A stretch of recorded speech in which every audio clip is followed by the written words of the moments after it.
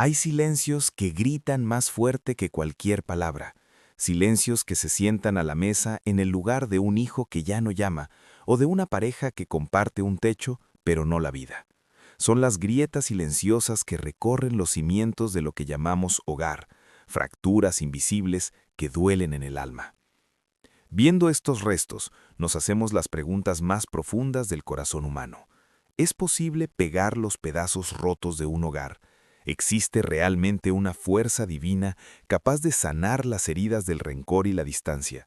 Y sobre todo, ¿qué nos dice la sabiduría milenaria de las Escrituras sobre el milagro de la restauración familiar?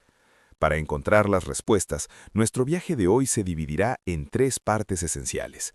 Primero, exploraremos el origen del conflicto, para entender por qué nuestras familias se rompen y por qué duelen tanto. Luego, descubriremos el modelo divino para la restauración, una revelación poderosa escondida en una de las parábolas más bellas de la Biblia. Y finalmente, aprenderemos a aplicar el camino hacia la sanación, a través de pasos prácticos y llenos de fe para transformar nuestro propio hogar. Quédate conmigo en este viaje de la oscuridad a la luz. Para entender la fractura en nuestras casas, debemos viajar al principio de todo, a la primera familia. En el Edén, la relación con Dios, entre el hombre y la mujer y con la creación era una sinfonía perfecta, una unidad sin fisuras. Pero entonces entró la desobediencia, el orgullo, la primera grieta. La mujer que me diste por compañera me dio del árbol y yo comí, dice Adán en Génesis capítulo 3.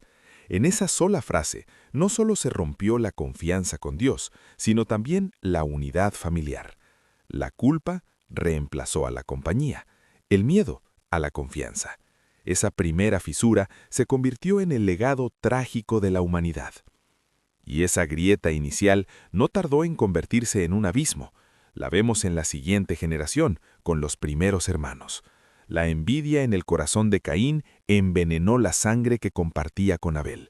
El primer conflicto familiar no resuelto no terminó en un silencio incómodo en la cena, sino en la primera tumba cavada en la tierra.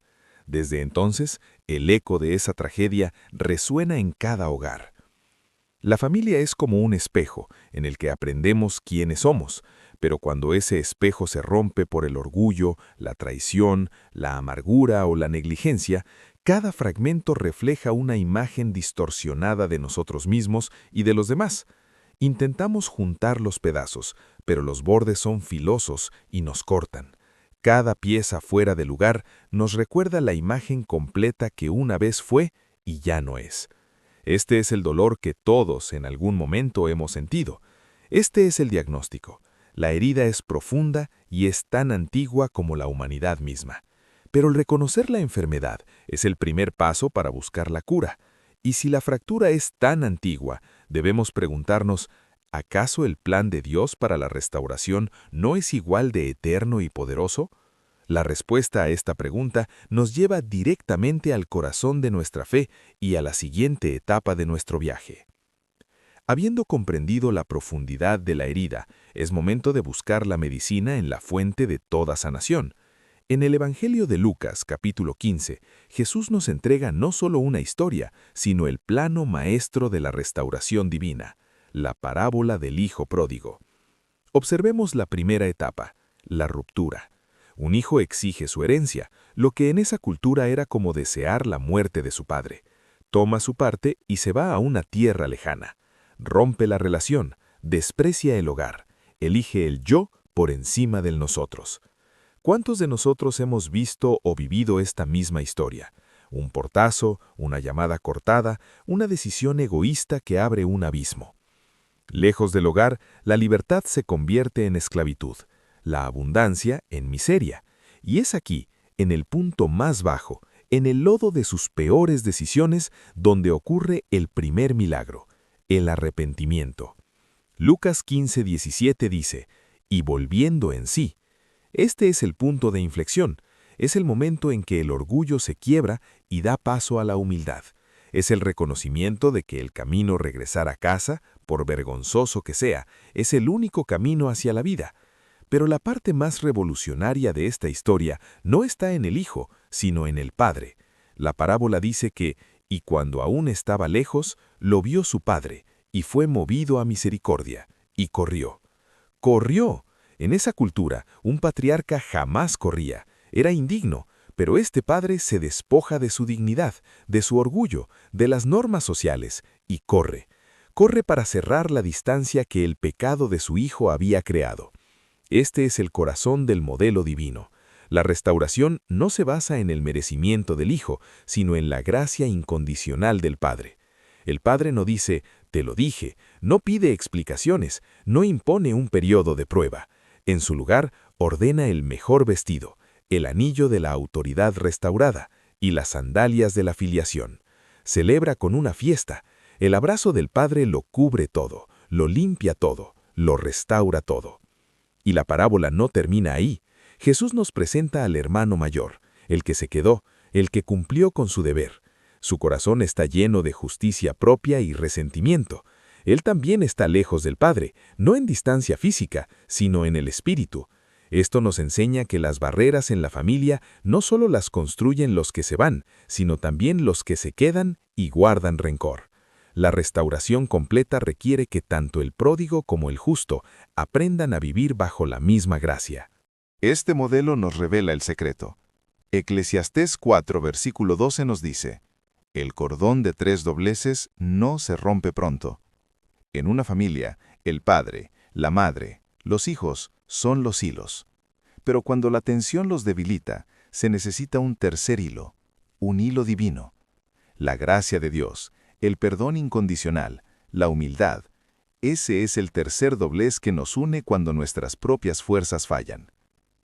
Pero ¿cómo llevamos este modelo celestial a la tierra de nuestros hogares rotos? ¿Cómo se ve este perdón en la práctica cuando las heridas son reales y el dolor es fresco?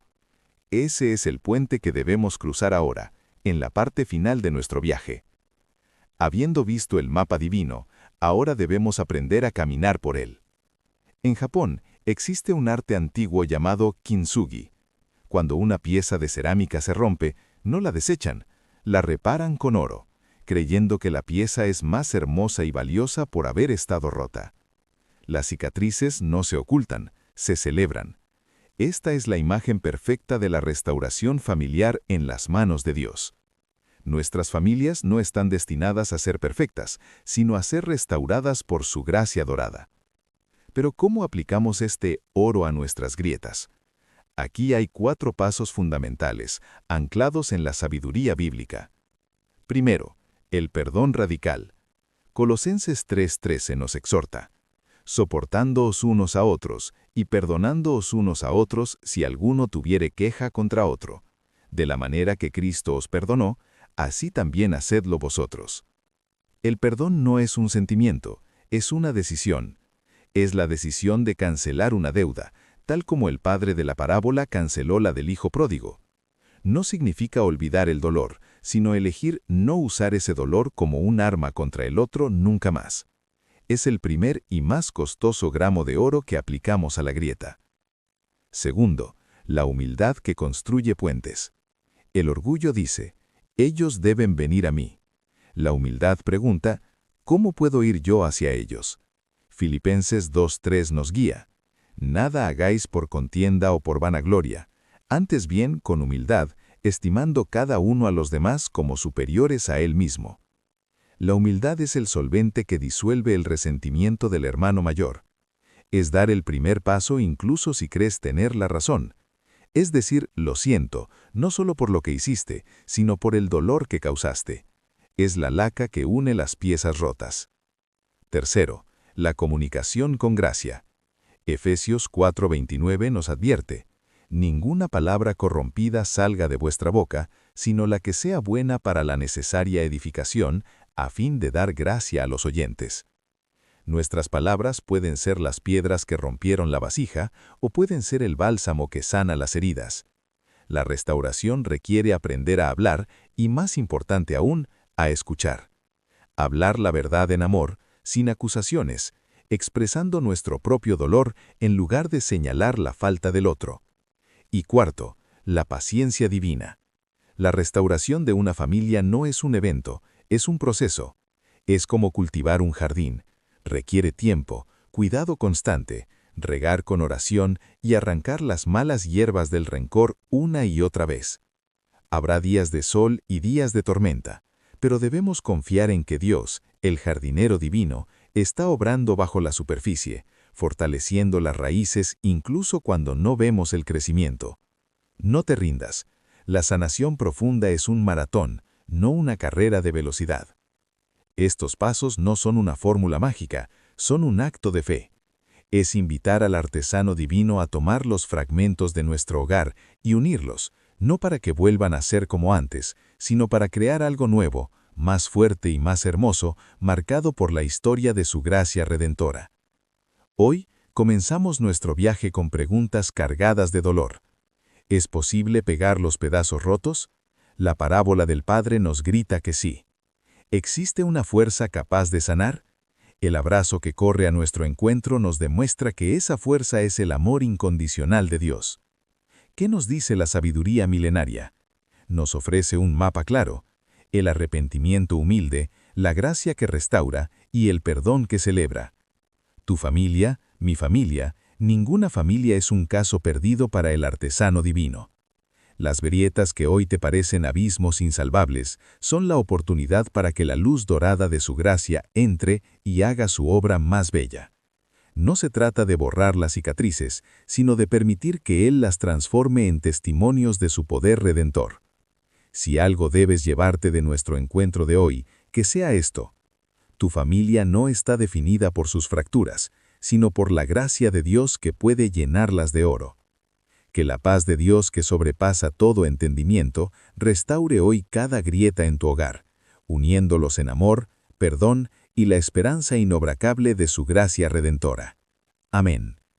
Si este mensaje ha tocado tu corazón y deseas seguir explorando las profundidades de la fe, te invito a suscribirte a Una Gota de Inspiración y a compartir en los comentarios cómo Dios ha obrado o cómo deseas que obre en tu familia. Tu testimonio puede ser la gota de esperanza que alguien más necesita. En nuestro próximo encuentro, exploraremos una pregunta fundamental que muchos nos hacemos: ¿cómo podemos alinear nuestros sueños y metas personales con un propósito divino? Descubriremos juntos cómo transformar nuestras ambiciones en una misión guiada por Dios. No te lo pierdas.